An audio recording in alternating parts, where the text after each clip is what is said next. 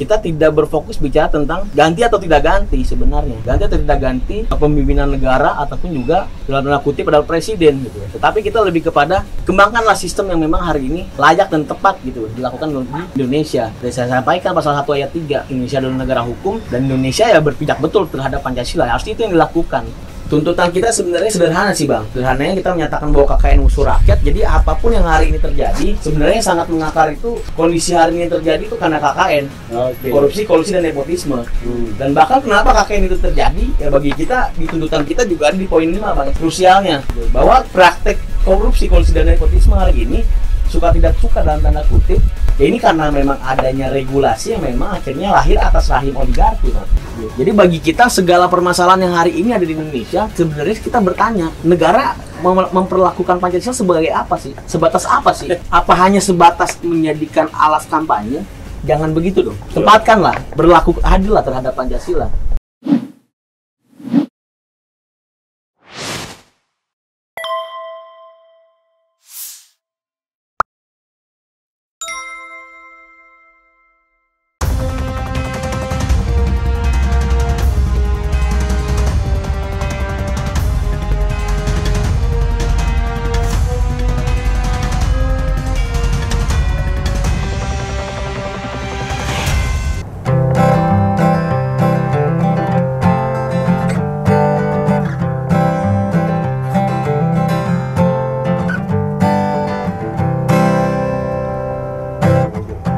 Kala itu langit Jakarta membara,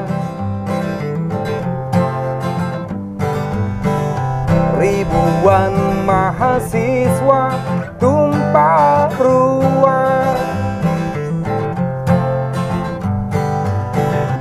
lakukan aksi hingga malam dan pagi,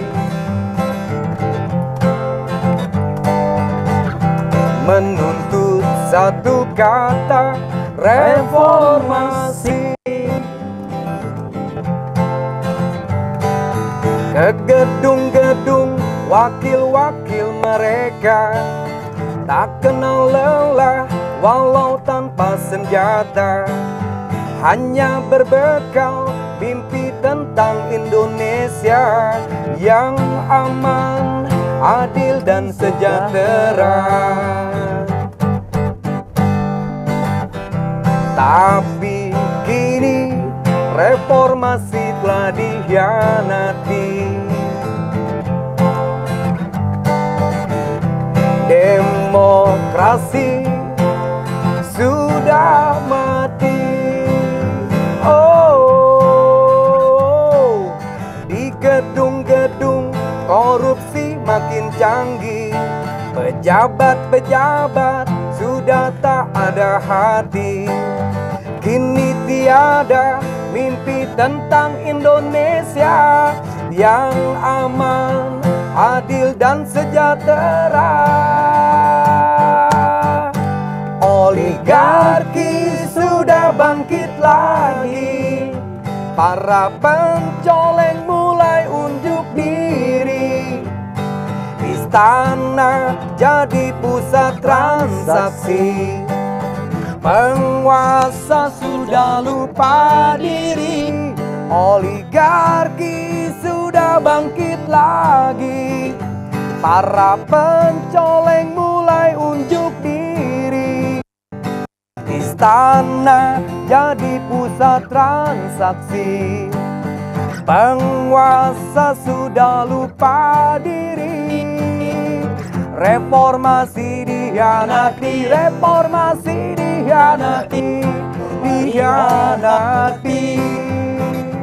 Oh,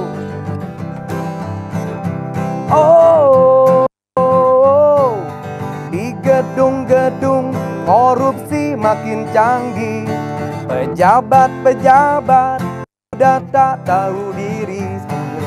Kini tiada mimpi tentang Indonesia yang aman, adil dan sejahtera.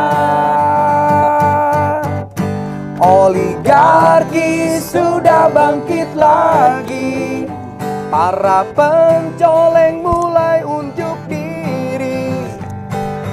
Istana jadi pusat transaksi, penguasa sudah lupa diri, oligarki sudah bangkit lagi, para pencoleng mulai unjuk diri.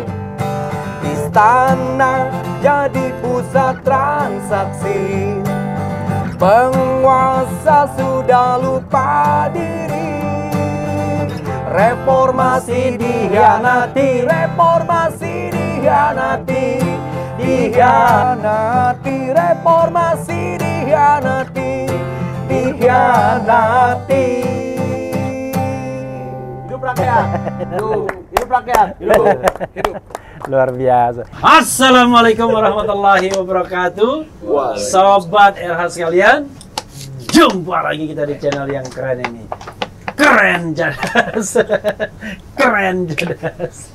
Ya, sobat RH sekalian, itu tadi dari Ogi Cerisa ya, yang bicara tentang reformasi dikhianati. Terima kasih Ogi ya. Oke Bang. Anda silakan pergi. Oke, permisi ya. Oke. Halo para mahasiswa. Oke. Hati-hati kepalanya. Jadi sobat RH sekalian ya, Selamat. Oke. Ya, saya maju sedikit ya. Oke. Ya, sobat RH sekalian, saya kedatangan teman-teman mahasiswa dari apa istilahnya KRL ya. Nanti kita lihat KRL itu apa. KRL apa? ARL KKN, Bang. Oh, KRL KKN ya. Tadi bukan kereta rel light Komuter gitu ya. line, ya. Bukan komuter ya. Selain. Tapi beda lagi ini. Dan saya akan mengenalkan mereka, tapi terus terang tadi lagu Reformasi Dikhianati itu justru tercipta setelah mendengarkan tuntutan 17 ini. Karena di situ ada kata-kata reformasi dikhianati ya. Hashtagnya. Ya kan? Nah, itu kita bikin lagu Reformasi Dikhianati. Cuma sayangnya begitu terdengar lagu Reformasi Dikhianati yang hashtagnya cocok, rupanya diam aja. Nggak connect gitu ya. Oke, saya mau perkenalkan rekan-rekan saya satu demi satu. Pertama silakan.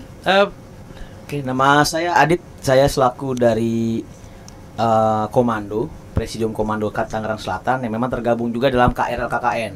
KRL Oke. KKN ini singkatan dari Komite Rakyat Lawan KKN, Bang. Oke. Adit, lengkapnya siapa? Gimana, Bang? Lengkap namanya. Febri Ditya Ramdan Dwi Rahyanto. Oke, Panggil Adit. Ditya Ramdan Dwi Rahyanto. Dwi Rahyanto. Karena jangan Adit sama Adit itu agak dekat. Sini, silakan. Ya, baik. Nama saya Misbahul Anwar dari Universitas Muhammadiyah Jakarta. Kebetulan saya jadi Presidium Komando Konsolidasi Mahasiswa Nasional Indonesia dari Jakarta Selatan yang tergabung dalam KRL Lawan KKN. Oke, nanti kita akan ini kan. Silakan. Silakan. Perkenalkan, nama saya Muhammad Balda. Saya dari Universitas Muhammadiyah Jakarta yang tergabung dengan Komando juga KRL KKN. Saya bersama Bung Misbahul Anwar. Oke, Muhammad Balda nggak ada masalah kan hidupnya kan nggak ada. Ya? Begitu denger lagu kok sedih dia ya kan? Silakan. Menghayati, Bang. Mana ada lagu menghayati ya? Silakan. Ya, perkenalkan nama saya Haikal Indra Pratama, biasa dipanggil Haikal. Saya mahasiswa Universitas Pamulang, itu tergabung di Front Milenial Jabodetabek. Oke. Itu yang tergabung juga di dalam Komite Rakyat Lawan KKN. Oke. Silakan.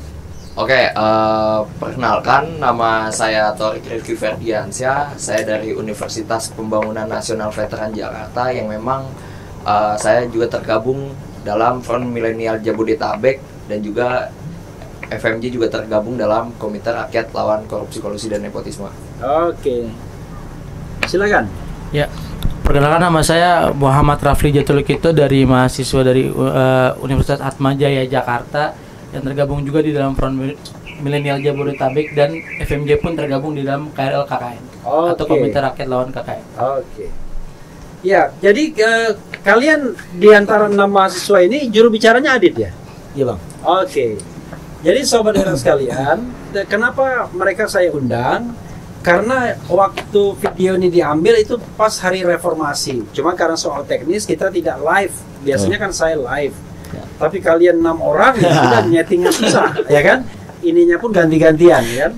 Nah, waktu itu saya ingat ya, mereka melakukan konsolidasi pada tanggal pertengahan Mei lah kira-kira ya. Awal Mei, Bang. Awal, oh. 12 Mei. 10-12 Mei itu awal ya, masih masuk ya. Masih awal. Awal setelah lebaran. Oke ya. Awal Syawal. 10 sampai 12 Mei kalau dalam pengertian saya agak awal Mei kan, agak pertengahan Mei. Iya. Rupanya mereka mengatakan itu awal Mei. Awal itu di bawah 10. Kalau sudah di atas 10 itu pertengahan ya kan. Kalau di atas 20 akhir. Oke lah ya. Jadi 10-12 mereka melakukan konsolidasi dan ada 17 tuntutan.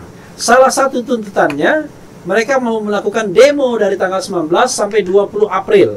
20 Mei, Bang. 19 sampai 20 Mei. Pokoknya sampai menang gitu. Waktunya. Saya ingin melihat perkembangan bagaimana demonya, bagaimana tuntutannya. Silakan, Adin. Oke, Bang. Baik, terima kasih. Tadi mungkin yang sudah disampaikan sama teman-teman juga perkenalannya bahwa kita dari berbagai kampus dan juga berbagai elemen. Memang 6 orang ini kita sebagai salah satu ataupun juga yang memang bersama-sama melaksanakan konsolidasi nasional rakyat Indonesia pada tanggal 10 sampai 12 Mei kemarin, Bang. Yang memang diinisiasikan oleh KRL KKN, Komite Rakyat Lawan KKN, yang memang isinya sangat amat banyak. Oke, jadi Baik itu sorry, mahasiswa. KRL KKN itu Komite Rakyat Lawan Korupsi, Kolusi dan Nepotisme. Itu ya KRL KKN. Terdiri dari sekitar 17 elemen yang memang itu elemennya ada mahasiswa, ada pemuda, ada masyarakat, ada umum, petani, bahkan ojek online ada juga dan lain-lain, bahkan pelajar juga ya, guru ada juga. Oke, ada mama juga, akademisi ada juga. Oke, ada beberapa komponen 17 ya. Iya, oke, silakan. Dan juga pada saat itu sebenarnya kita sebagai mahasiswa agak sedikit nggak sepakat, Bang, waktu tanggal beberapa kali ada aksi sebelumnya yang memang mengatakan bahwa kok alma mater ini eksklusif banget, satu dengan masyarakat. Bahkan ada yang memang akhirnya menyatakan bahwa gue lepas aja lah alma mater gue biar gue bergabung sama masyarakat. Cuman dalam konsolidasi itu kita sangat memiliki upaya yang sangat kuat bahwa alma mater bukan pemisah kok.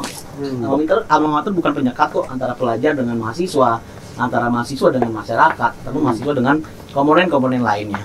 Yang memang pada saat konsolidasi nasional rakyat Indonesia itu, jadi yang 17 tuntutan ini, Bang, kita bentuk 17 ini dalam bentuk kita menginventarisir permasalahan yang memang ada di wilayah-wilayah para elemen yang hadir dalam konsolidasi itu, Bang. Jadi nggak hanya Pulau Jawa, Bang, pada saat itu yang hadir. Jadi ada kawan-kawan dari Riau, kawan-kawan dari Lampung, kawan-kawan dari Medan, Palembang dan lain-lain ada di situ. Kalau boleh tahu berapa yang hadir di acara di konsolidasi itu? Di konsolidasi itu hadir 350 orang. 350 orang. Sekitar ya 350 orang yang memang bertempat di Taman Wiladatika Cibubur. Nah, seharusnya mungkin sedikit cerita, Bang, ya. Seharusnya itu konsolidasi tersebut dilaksanakan di aulanya, Bang, di aula Taman Wiladatika Cibubur. Cuman karena ada satu dan lain hal yang memang kita juga tidak tahu apa yang memang menjadi larangannya dari sana, akhirnya kita tetap melakukan konsolidasi di lorong-lorong kamar asrama. Oke, itu sudah diberitakan di Refli Harun Channel juga ya. Nah, sekarang justru apa yang kalian lakukan ya setelah konsolidasi itu? Dan apa sejauh mana hasilnya so far? Kira-kira gitu. Oke, sejauh ini gini, Bang. Kalau untuk di pasca tanggal 12 kita melaksanakan konsolidasi, kita menghasilkan kesepakatan dalam bentuk pernyataan sikap dari 17 tuntutan itu. Yang pertama yang saya pengen sampaikan adalah kita memiliki 4 hashtag yang memang menjadi tagline besar kita. Pertama, Mei bersatu untuk rakyat. Yang kedua, Mei melawan sampai menang. Yang ketiga, Mei kebangkitan nasional. Yang keempat itu reformasi dihianati, seperti lagu yang tadi, Bang.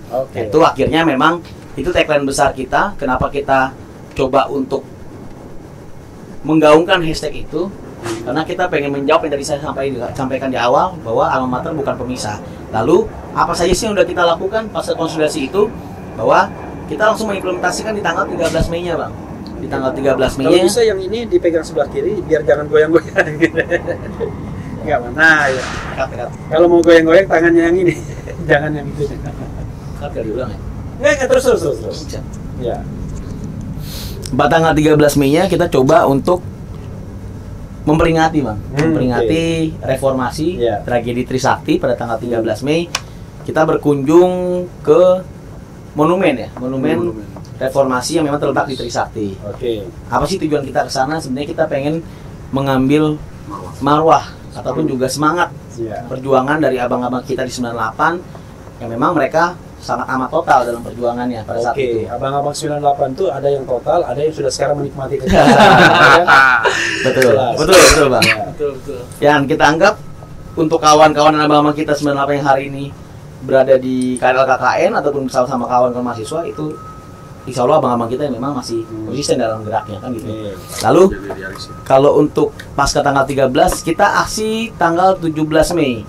Ya, memang kita itu sebagai ritme awal untuk menyambut bagaimana 19 Mei dan 20 Mei kemarin. Itu. Dan juga pada tanggal 19 Mei akhirnya kita aksi di depan gedung DPR. Ya, memang kita sampaikan tuntutan kita sebenarnya. Kita komitmen menyatakan bahwa KKN adalah musuh rakyat, Bang. 19 Mei. 19 Mei. Pada hari Kamis. Pada hari Itu Kamis. kenapa ngantuk kita? Pada hari Kamu Kamis. ngantuk ya? Pada hari Kamis Hah? 19 Mei. Kalau ngantuk nggak apa-apa, nggak usah di sini, ke luar aja nggak apa-apa. Kasihan juga. Pada hari Kamis. Oh, Bang. Nggak apa-apa. Pada hari Kamis 19 Mei 2022 Iya. kita gelar aksi di gedung DPR RI dan itu kita juga implementasikan apa yang kita selalu gaungkan bahwa alma mater jangan gitu. bahwa alma mater bukan pemisah. Jangan bergerak-gerak. Terus nih ya. Iya, terus. Bahwa alma mater bukan pemisah. Terus akhirnya tuntutan kita sebenarnya sederhana sih, Bang. Sederhananya kita menyatakan bahwa KKN musuh rakyat. Jadi apapun yang hari ini terjadi, sebenarnya yang sangat mengakar itu kondisi hari ini yang terjadi itu karena KKN. Oke. Korupsi, kolusi dan nepotisme. Dan bahkan kenapa KKN itu terjadi? Ya bagi kita di tuntutan kita juga ada di poin 5, Bang, yang sangat krusialnya. Gitu. Bahwa praktek korupsi, kolusi dan nepotisme hari ini suka tidak suka dalam tanda kutip. Ya ini karena memang adanya regulasi yang memang akhirnya lahir atas rahim oligarki, Bang. Oke. Gitu artinya hukum ataupun hari ini undang-undang sudah bergeser nih, Bang, bukan hanya sebatas hukum sebagai panglima. Tapi yang saya khawatirkan hari ini hukum hanya sebatas menjadi alat transaksi politik atau bahkan alat cenderamata politik. Oke. Hukum itu sendiri. Karena suka tidak suka pasal 1 ayat 3 Undang-Undang Dasar 1945 menyatakan bahwa Indonesia negara hukum. Memang seharusnya hukum itu kan menjadi mengikat dan memaksa. Seharusnya praktek-praktek KKN yang memang hari ini terjadi yang sudah digaungkan juga oleh abang-abang kita sejak 98 sampai hari ini yang masih menjadi merajalela ataupun menjadi permasalahan inti hari ini, harusnya kan itu sudah hilang karena atas nama hukum. Harusnya seperti itu. Cuman yang kita akhirnya pijakan di poin 5 tersebut bahwa kita ingin cobalah tata ulang kembali hukum yang ada di Indonesia hari ini dengan menyatakan bahwa tempatkanlah Pancasila itu sebagai alat filternya, sebagai alat yang memang akhirnya untuk memfilter ataupun juga membenahi hukum yang ada di Indonesia hari ini. Mulai dari undang-undang ataupun baik di tingkatan perda, tingkat kabupaten dan kota. Gitu. Karena suka tidak suka ya hari ini Pancasila sebagai sumber dari sumber hukum kan itu hari ini juga terletak di dalam Undang-Undang Nomor 12 Tahun 2011 tentang pembentukan peraturan perundang-undangan. Cuman hari ini kita protes, Bang, bahwa negara malu menyatakan bahwa Pancasila itu adalah hierarki tertinggi. Ataupun juga alat kooptasi untuk peraturan-peraturan yang lainnya. Oke. Gitu sih, Bang. Ya, kalau Sebagai ditanya awal. terus nanti makin banyak ini. Makin banyak dan makin mengawang-awang jadinya ya. Jadi gini, kawan-kawan mahasiswa ya. Kemarin itu ketika melakukan demonstrasi kan yang saya tangkap tuh akan ada demo besar-besaran. Betul. Ya, dari berbagai elemen. Tapi kok saya menangkap sepi-sepi aja tuh. Siap. Ya kan? Jadi mau demo tanggal 17, 19, 20. Hari ini ada demo lagi ya pada saat video ini diambil ya. 21. Sebenarnya mahasiswa dan elemen masyarakat lainnya itu serius nggak sih menuntut perubahan gitu ya? Atau jangan-jangan sebenarnya ini hanya letupan-letupan kecil sehingga pendukung pemerintah mengatakan itu kerja segelintir orang aja. Kira-kira begitu ya? Anggap aja saya buzzer gitu ya. Buzzer RP gitu. Siap. Kalau ada yang mau ditambahkan silakan ya dioper kan. Siapa ya? Ada yang mau nambahkan? Jangan dia sendiri. Lanjut dulu, siap.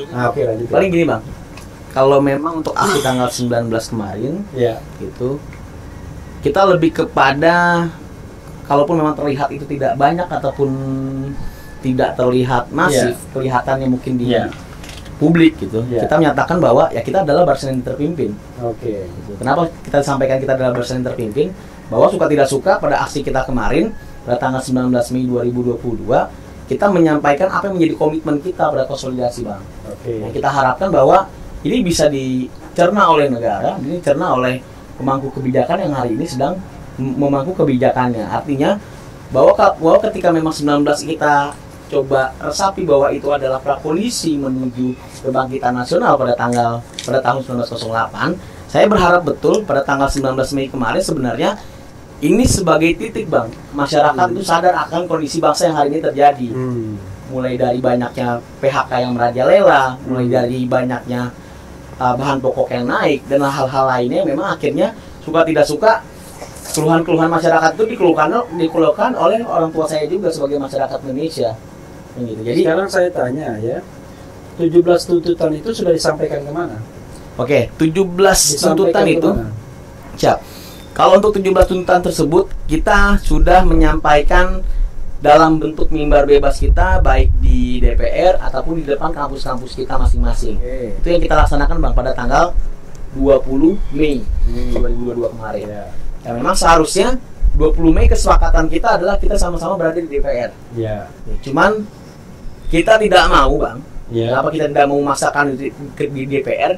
Karena sudah ada niat tidak baik dari para pihak lain, para pihak lain ataupun juga pihak-pihak tertentu yang memang akhirnya ingin memberhangus ataupun juga ingin mengabortuskan gerakan kita. Karena ada potensi pada tanggal 19 itu, Bang, ada beberapa masa-masa yang memang akhirnya kita khawatirkan itu akhirnya menggeserkan konsep kita. Nah, kita bicara KKN musuh rakyat, takutnya itu memang menjadi digeser wacananya ke hal-hal yang lain. Itu yang kita khawatirkan. Apa misalnya? Ya, hal lain itu apa misalnya? Misalkan kita bicara KKN musuh rakyat, ini justru bicara hal-hal yang lain di luar itu. Misalnya apa? Jadi itu terbuka aja, Bang. Misalnya apa? Misalkan contoh, mungkin harga velg naik, kan kita nggak tahu. Mungkin harga knalpot naik, kan kita nggak tahu, Bang. Enggak, yang lain itu apa?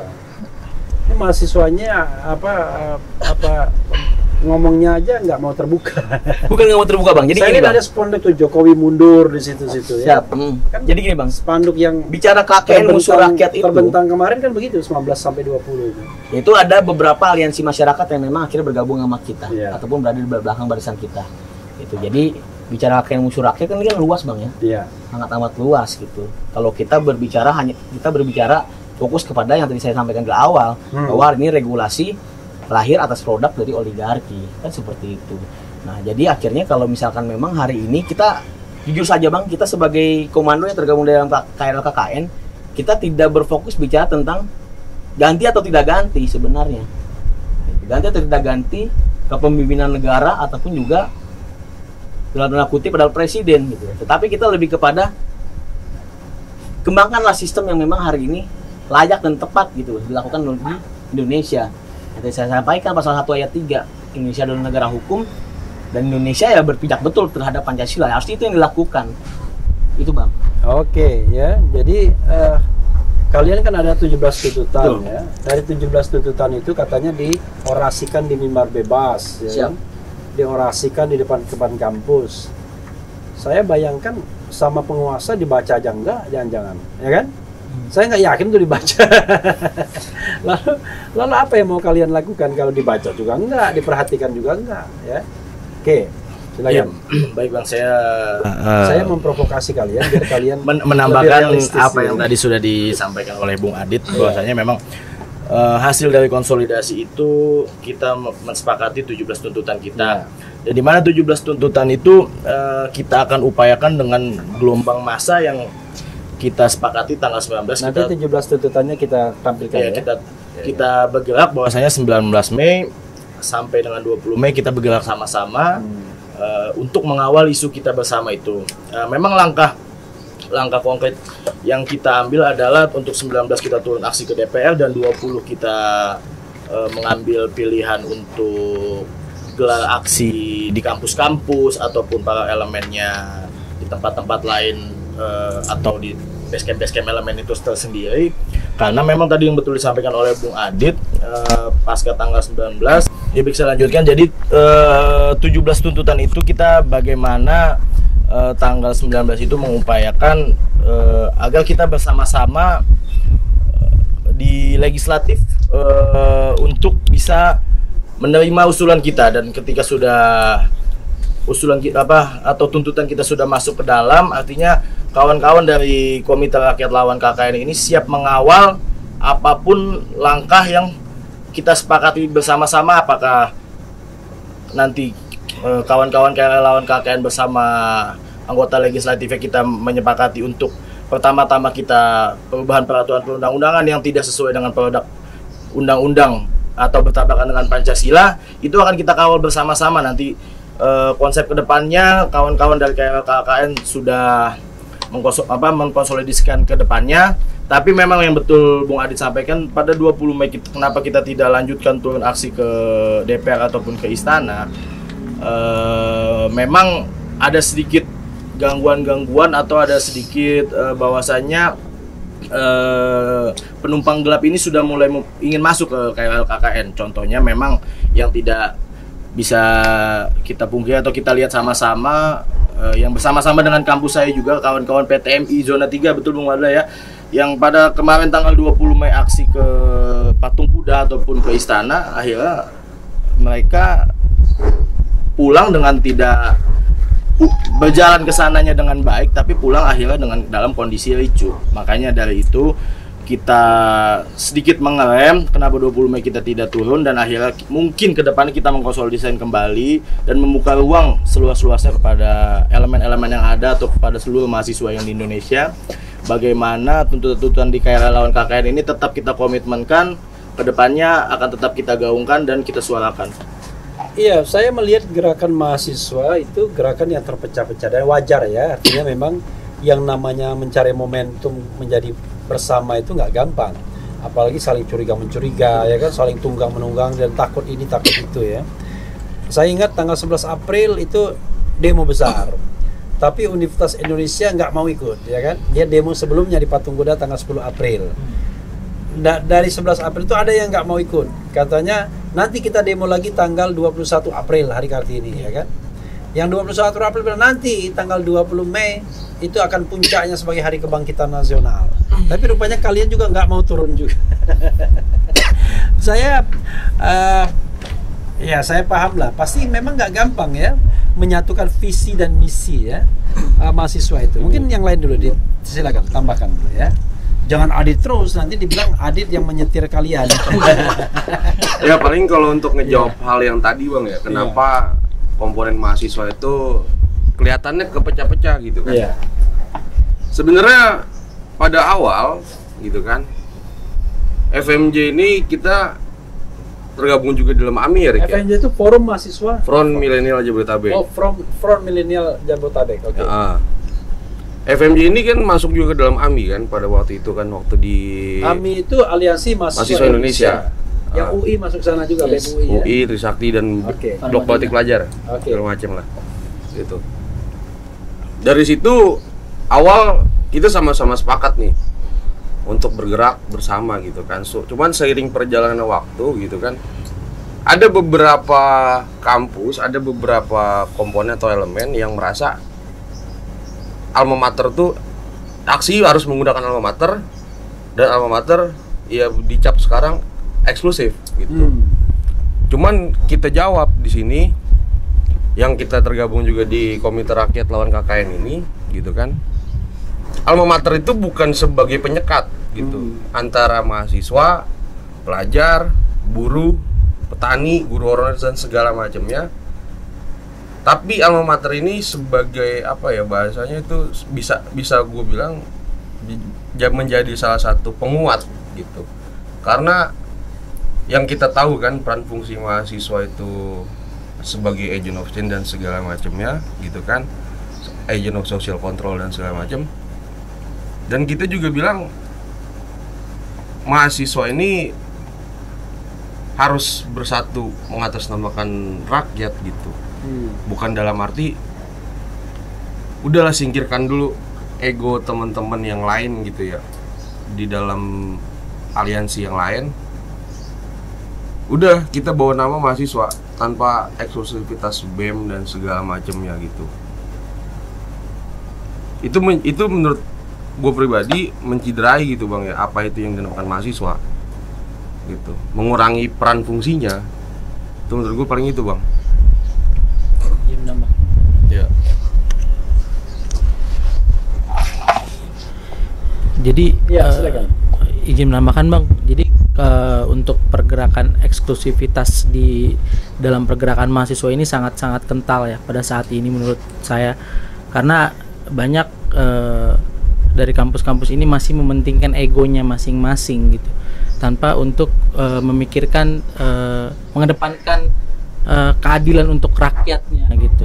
Jadi menurut saya kita nih sebagai FMJ dan KRL-KKN ini sangat membuka pintu sangat lebar untuk seluruh elemen dan komponen, baik mahasiswa, pelajar, pemuda maupun forum-forum yang ada di dalam kalangan masyarakat untuk tergabung di dalam KRL-KKN dan bisa menumpahkan segala aspirasi dan keresahan-keresahan mereka yang ada di dalam dapur, di dalam rumah mereka yang sekarang sudah mulai sulit untuk bisa dikendalikan.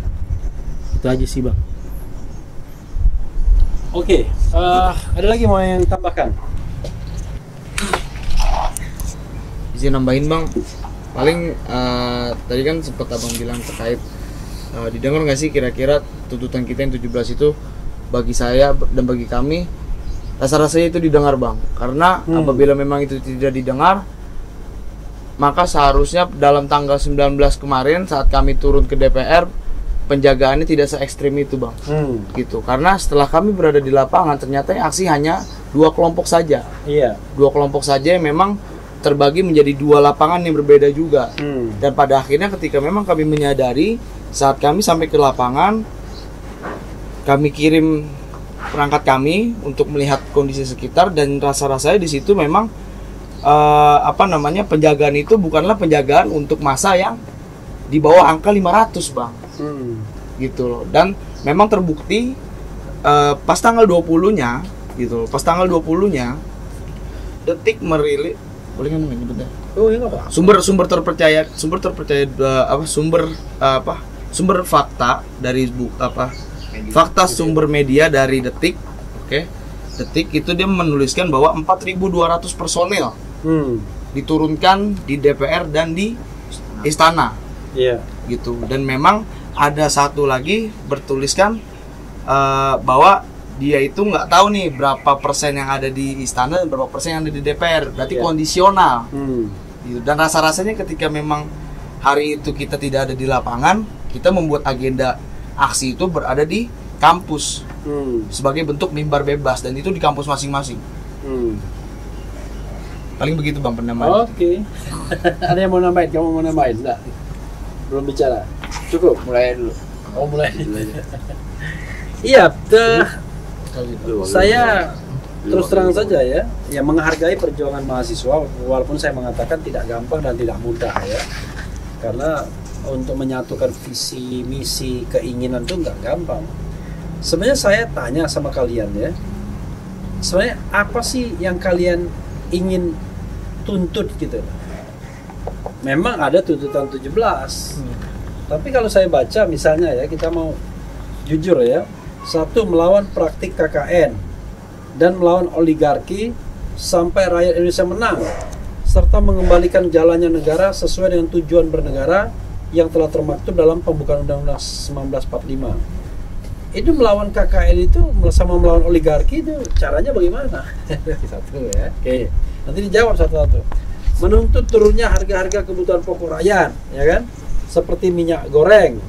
Memberikan hukuman yang tegas kepada oligarki. Gimana caranya, dan mafia yang mengambil keuntungan? Ya kan? Kalau caranya mimbar bebas terus ya saya bilang belum tentu didengarkan. Tapi ya oke lah.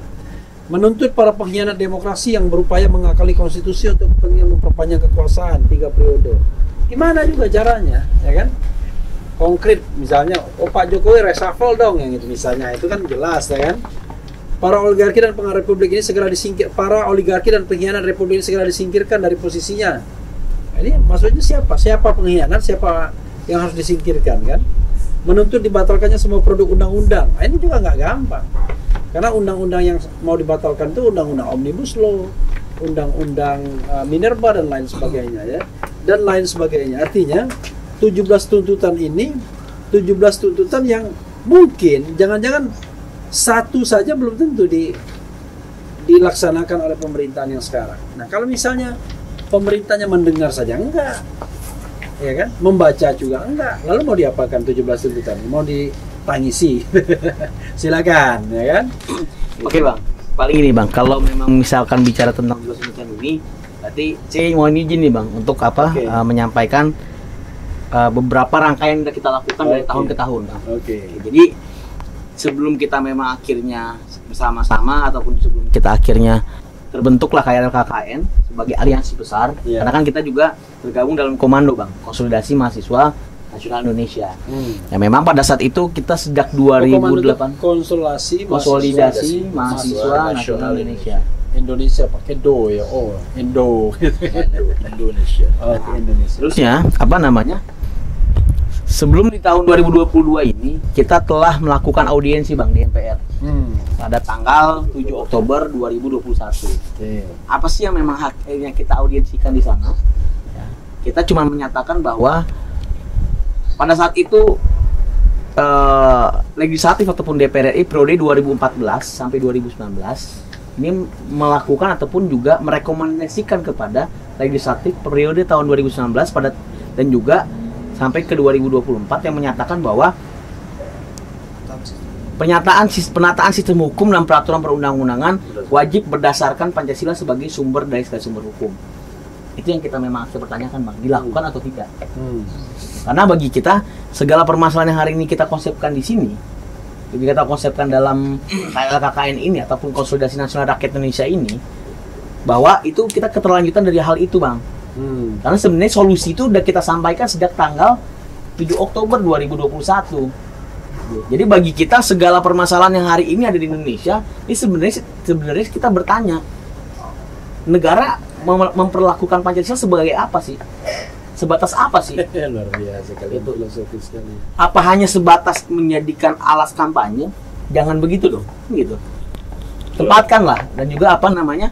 Berlaku adil lah terhadap Pancasila. Karena kan Pancasila juga bukankah sudah dinyatakan sebagai sumber dari segala sumber hukum pada pasal 2 Undang-Undang Nomor 12 Tahun 2012 tentang pembentukan peraturan perundang-undangan. Dan juga 2011 tentang pembentukan peraturan perundang-undangan. Dan juga ketika memang dinyatakan sebagai sumber dari segala sumber hukum, ketika kita sama-sama memahami hierarki perundang-undangan, lalu masih ragukah menempatkan Pancasila sebagai hierarki tertinggi ataupun peraturan ke atas yang memang akhirnya bisa mengkooptasi peraturan selanjutnya bang. Itu sebenarnya sih bang, inti permasalahannya sebenarnya di situ. Jadi rangkaian-rangkaian kita tidak terputus bicara tentang lebih ke regulasi, lebih ke peraturan, lebih ke sistem hukum yang memang sangat mendasar. Luar biasa kalian ya. Jadi mau bicara kita, kalau misalkan kita ditanyakan, lalu apakah kita bicara tentang hari ini soal rezim bicara jatuh atau tidak jatuh, ganti atau tidak ganti, bagi kita ya benahi dulu itunya. Iya. Bukan begitu bang? Enggak. Ya, jadi gini, kalau yang namanya pendapat itu ya kita hargai saja ya, tidak gampang. Jadi banyak orang kadang-kadang bicara Pancasila, tapi tidak paham Pancasila itu apa, ya kan? Baik pemerintah maupun kita. Saya pun kadang-kadang sekarang misalnya, kita jadikan hukum itu berdasarkan Pancasila. Pancasila itu sesuatu yang nilai yang mengawang-awang. Karena itu kita sudah bicara konkret, itu sudah selesai, sudah accepted, ya kan? Tapi ketika kita sudah selesai itu, maka kita harus yang down to earth, yang lebih jelas itu. Kita tuh mau nuntut apa? Nggak bisa nuntut, menurut saya ya, tidak bisa menuntut yang jadi saya kan berdiskusi, berdebat jadinya orang nanya. Ya, tapi saya gatel aja yang mau ini ya. Nggak bisa kita menuntut sesuatu yang sifatnya abstrak, ya kan? Jadi kita terus konkret. dalam berjuang itu. Misalnya poinnya satu nilai aja misalnya. Nah, misalnya cabut undang-undang minerba misalnya karena ini dan lain sebagainya. Selesai. Akhirnya bungkusnya tidak sesuai dengan Pancasila. Pokoknya yang jelek tuh bilang aja tidak sesuai dengan Pancasila. Dan itu udah kita lakukan, Bang. Tapi kalau seandainya kita mengatakan bahwa semua peraturan perundang-undangan harus berdasarkan Pancasila, itu ahli hukum tata negara juga bingung. Bagaimana menilainya apakah semua peraturan itu sudah sesuai dengan Pancasila atau tidak? Karena itu Pancasila cuma 5 sila, ya kan? Yang jelas, kalau memang kalian merasa tidak sesuai dengan Pancasila dan Undang-Undang Dasar 45, ya ajukan judicial review ke Mahkamah Konstitusi, kan begitu. Faktanya, pada tanggal 1 Oktober 2018, kita telah mengajukan itu, Bang. Judicial review Undang-Undang Nomor 12 tahun 2011. Lalu memang kita menyatakan di pasal 7 itu kok tidak ditempatkan Pancasila. Padahal pasal 2-nya menyatakan Pancasila sebagai sumber dari hukum. Ya, itu sih bukan penyelesaian. Itu pertama, Bang. Nah, itu pertama. Dan kedua, kita juga di situ menjabarkan juga beberapa undang-undang ataupun juga pasal per pasal, ayat per ayat di undang-undang yang lainnya yang kita nyatakan ini sebagai dampak tidak dijadikannya Pancasila sebagai nilai tertinggi, maka muncullah Undang-Undang Nomor 25 tahun 2007 tentang penanaman modal asing, Undang-Undang Nomor sekian tahun sekian dan lain-lainnya yang memang akhirnya banyak hal yang memang bagi kita perlu dirubah ataupun butuh dikoreksi sebagai tugas fungsi dan fungsi dari Mahkamah Konstitusi. Tetapi faktanya hari ini dan juga pada saat itu kita melaksanakan uji materi, hasil kita adalah NO, Bang, tidak dapat dilanjutkan sidangnya. Itu artinya kita terus berupaya dengan hal-hal lainnya yang memang akhirnya 2021 yang tadi saya jelasin itu upaya kita kedua bicara Pancasila yang tertinggi, karena itu kan menjadi rekomendasi dari legislatif tahun 2014 ke 2019 kepada legislatif 2019 ke 2024. Saya terus terang aja surprise dengan kalian. Surprise-nya apa? Kalian berbicara hal yang kayak politisi juga. Berbicara tentang undang-undang harus didasarkan pada Pancasila. Saya membayangkan mahasiswa bicara yang lebih konkret, ya kan? Yang lebih konkret itu misalnya katakanlah kalau mau menolak undang-undang ini, kenapa undang-undang ini harus ditolak? Kan kira-kira begitu. Betul. Tapi kalau membawa segala peraturan yang berdasarkan Pancasila itu pidato politisi. Pidato politisi dan pidato akademisi, ya. Oke, jelas. Jadi rupanya kalian mau jadi politisi dan akademisi juga rupanya.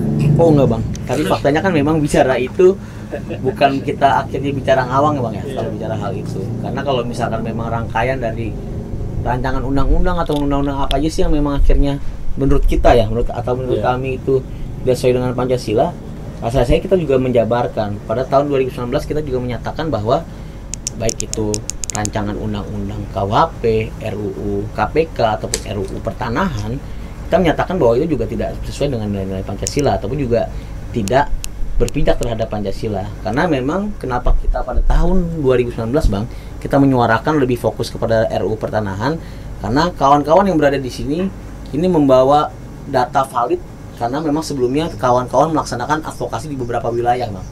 Advokasi kepada masyarakat-masyarakat yang memang sebagai korban penggusuran, sebagai korban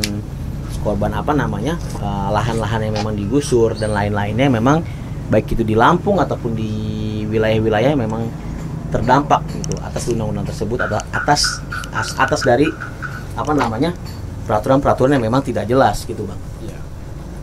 Udah mau nambahkan ya? Tadi mau nambahkan? Sudah cukup. Iya, saya terus terang ya. Kalau mau jujur agak bosan bicara tentang soal aturan yang harus sesuai dengan Pancasila dan lain sebagainya, karena itu abstrak sekali. Saya ini orang hukum tata negara, ya. Jadi kalau kita mau berbicara itu sesuatu yang konkret dan bisa dilaksanakan, ya kan? Ada ukurannya untuk melaksanakan. Kalau kita bicara semua peraturan perundang-undangan harus sesuai dengan nilai-nilai Pancasila. Iya, kita udah tahu tuh, anak kecil juga sudah tahu itu pidato politisi semua begitu kan. Makanya saya ketika membaca 17 tuntutan itu, wah ini abstrak-abstrak semua. Tetapi saran saya lain kali bikin tuntutan yang konkret, ya kan? Konkret, ada time frame-nya, jelas muaranya, bukan yang menguap begitu saja. Karena saya khawatir kalian ribut ketika merumuskan, pasti ribut kan? Orang ada sekali rumusan yang konkret tuh, tanah di daerah mana gitu, ya kan? Gitu. Debatnya sudah susah, tapi begitu disampaikan, maka ya sekedar sekedar ya untuk pay attention aja. Oke, tapi saya tetap menghormati kalian ya. Bagaimanapun itu kan pencapaian. Cuma pertanyaan saya adalah dijawab ya. Sorry gue jawab ya. Enggak. Saya mau tanya yang ini. Mau tanya ini aja. Pertanyaan saya adalah dengan 17 tuntutan itu, ya kan? Kalian mau bersandar kepada siapa yang bisa melaksanakan 17 tuntutan itu? Apakah kepada DPR? Apakah kepada Presiden? Apakah kepada yudikatif? Atau kepada siapa? Nah, gitu. Coba. Oke. Paling tadi gue pengen jawab ini dulu nggak ya? Apa? Silakan. Soal tadi yang permasalahan konkret, permasalahan apa sih yang terjadi di masyarakat gitu ya. Ini data yang kita dapat dari teman-teman Komando Riau, gitu kan. Dia berbicara minyak. Ketika minyak langka, padahal di daerah dia yang daerah penghasil minyak gitu, yang bahkan dia mandi harus nunggu air endapannya itu karena di atas itu ada minyak ya. Di sana aja minyak juga mahal, padahal daerahnya dia daerah penghasil minyak, ya kan. Terus juga di daerah Register 45 Mesuji yang sampai saat ini mereka yang udah dari tahun 1980-an dia itu sudah menetap dan menguasai lahan tersebut, tapi dicap oleh para pemangku kebijakan di wilayah itu dia masyarakat ilegal gitu. Bahkan dia nggak bisa memiliki akte kelahiran, KTP, bahkan nikah pun bukan secara kenegaraan, tapi nikah secara agama aja, nikah siri gitu kan. Dan kalau kita berbicara konkret, hilangkan coba dong lembaga legislatif dan segala macamnya, coba turun ke bawah. Bukan turun ke bawahnya itu dalam arti untuk kampanye gitu. Kalau penggantian kekuasaan menurut saya itu adalah bonus gitu.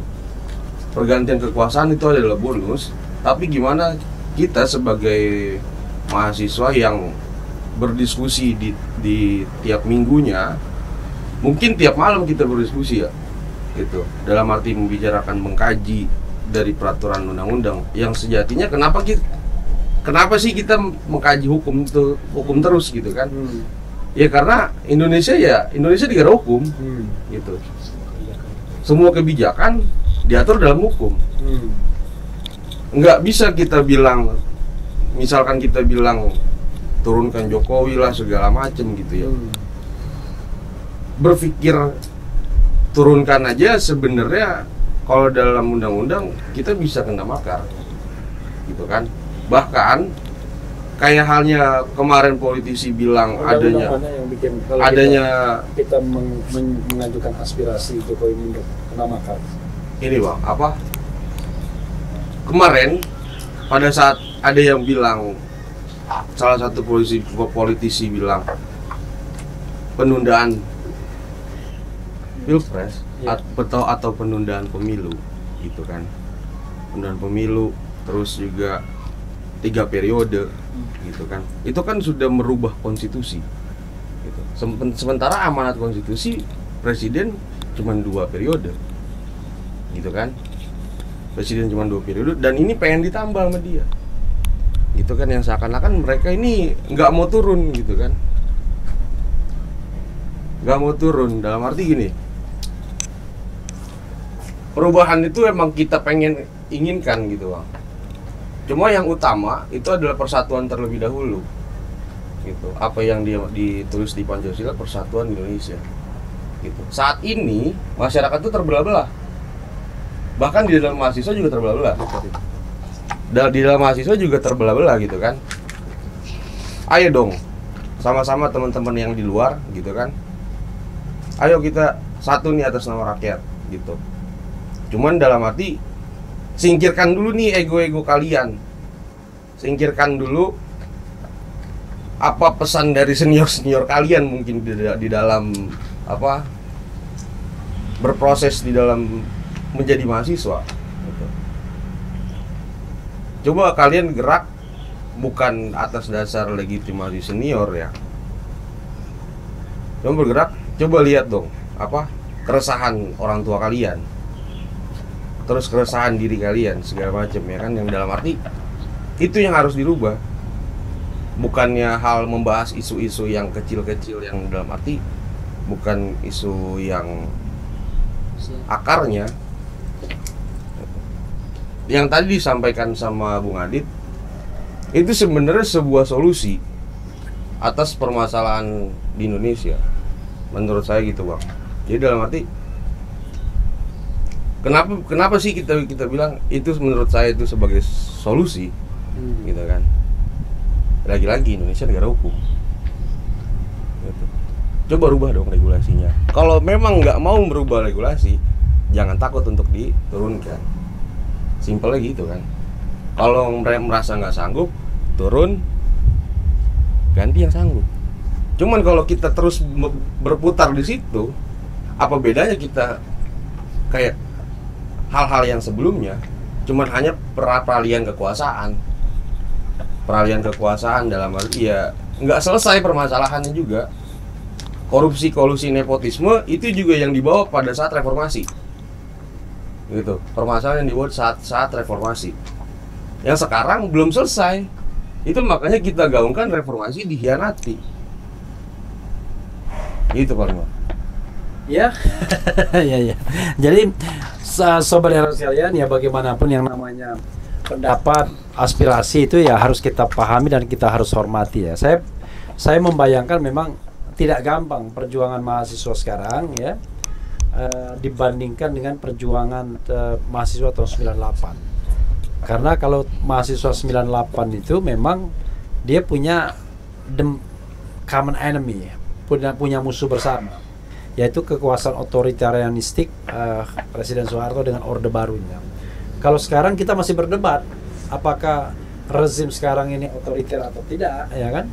Sebagian orang bahkan intelektual, akademisi yang dulu juga aktivis, yang sekarang menikmati kekuasaan mengatakan, oh enggak, ini rezim yang demokratis ya. Ada orang yang mengatakan juga, wah ini adalah presiden yang terbaik ya. Di kalangan mahasiswa sendiri, oh harus diganti. Tapi ada yang bilang, oh jangan diganti, kita ubah dulu aturannya sesuai dengan Pancasila dan Undang-Undang Dasar 45. Ya sudahlah, whatever it is ya, kita hanya mendoakan agar Indonesia makin lama makin baik ya, bagaimanapun jalannya. Apakah nanti jalannya sifatnya evolusioner, apakah jalannya revolusioner. Nah ini saya memberikan kesempatan untuk closing statement masing-masing orang. Silakan. Adit terakhir aja. Oke. Karena closing statement. Silakan dari sana closing statementnya. Ya. Nggak apa-apa, dilepas saja. Nah, gitu. Oke, ya, silakan. Untuk closing statement kali ini tuh saya cuman mengingatkan kepada terkhususnya kawan-kawan mahasiswa untuk segera bisa menyadari tentang daruratnya oligarki dan hukum di Indonesia ini yang harus benar-benar kita basmi semua dan dibenahi kita bareng-bareng gitu. Dan saya berpesan juga untuk bisa menurunkan egonya masing-masing untuk bisa bersatu dan menyatu gitu. Gitu aja sih Bang. Oke, silakan. Untuk kameranya di situ, yang kamera yang digerak-gerakkan. Oke, closing statement dari saya, ketika kita sebagai seorang mahasiswa yang memang kita diberi tanggung jawab lebih, dan juga ketika kita menyematkan alma mater kita mempunyai tanggung jawab yang memang ini menjadi harapan bagi masyarakat. Namun harapannya juga alma mater ini bukanlah menjadi sekat pembatas antara mahasiswa bukan mahasiswa, tapi ini menjadi alat ataupun juga pakaian yang menjadi pelebur antara kita dengan masyarakat. Karena bagaimanapun juga dalam Tridharma perguruan tinggi bahwa mahasiswa dinyatakan memiliki tanggung jawab, yaitu pengabdian terhadap masyarakat. Dan juga kepada mahasiswa-mahasiswa di luar sana yang benar tadi disampaikan kawan saya, kita buang ego kita masing-masing, karena rasa-rasanya semua permasalahan itu sudah ada di depan pintu rumah kita masing-masing gitu. Jadi memang kita perlu bergerak bersama untuk bagaimana mewujudkan Indonesia yang mana sesuai dengan Pancasila dan pembukaan Undang-Undang Dasar 1945, paling gitu Bang. Oke, silakan. Silakan. Baik, untuk closing statement saya adalah sederhana. Bagi siapapun yang mendengar pesan ini agar terketuk hati dan nuraninya bahwa negara kita sudah tidak baik-baik saja teman-teman. Dan untuk mahasiswa, pemuda, pelajar, ataupun elemen masyarakat lainnya, maupun itu petani, buruh, nelayan, kita harus bersatu dalam satu barisan yang terpimpin. Karena semua sudah sampai ke rumah. Dampak permasalahan bangsa hari ini telah sampai ke rumah. Dan oleh karena itu, saya meminta teman-teman untuk sadar. Saya meminta teman-teman untuk resah. Bangkitkan keresahan itu, maka akan terjadi sebuah perubahan. Oke, silakan. Oke. Paling kalau untuk terakhir, perubahan tuh emang harus kita dapatkan. Perubahan tuh harus kita dapatkan, harus kita raih gitu. Tapi gimana caranya kita ingin meraihnya kalau hanya dilakukan oleh segelintir orang? Yang dalam arti kubu per kubu gitu anggapannya. Kalau kita menyatukan sebuah kekuatan dalam arti untuk kita bersatu nih mengatasnamakan rakyat atau mengatasnamakan bangsa Indonesia, perubahan pasti cepat diraih gitu. Kalau teman-teman yang di luar berpikir ya sebagian orang segala macam, ayo dong kita bersatu atas nama rakyat. Dan saya ingin pesankan kepada teman-teman yang di luar, mahasiswa bukan kaum eksklusif, alma mater bukan penyekat gitu. Dan saat ini reformasi dihianati, revolusi wajib tuntas. Oke, silakan. Ya baik, terakhir dari saya, jadi semua masyarakat atau semua rakyat Indonesia ini masih punya harapan, baik dari kawan-kawan atau masyarakat yang ada di Sumatera, Jawa, Sulawesi, Kalimantan ataupun Papua. Mereka semua masih punya harapan dan hak yang sama.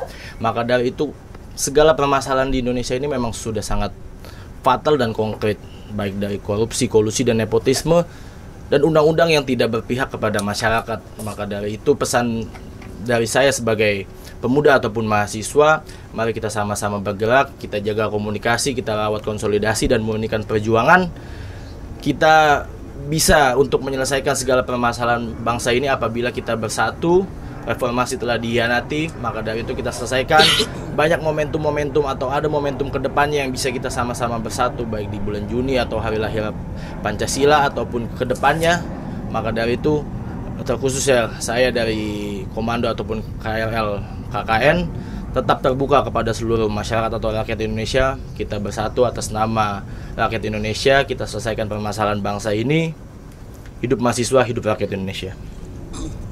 Oke, statement dari saya bahwa perlu diingat 1908 kita punya kebangkitan nasional, dan juga pada tahun ini 2022 kita punya momentum 114 tahun kebangkitan nasional, yang harapannya bahwa 114 tahun kebangkitan nasional ini menjadi titik kesadaran masyarakat terhadap kondisi bangsa yang ada, dan juga bagi kita sebagai mahasiswa atas nama Tridharma Perguruan Tinggi, yakni pendidikan serta pengabdian terhadap masyarakat, kita menyadari betul bahwa segala permasalahan bangsa yang hari ini terjadi itu karena ada satu kesalahan sistem yang memang hari ini terus dibiarkan ataupun terus dilakukan,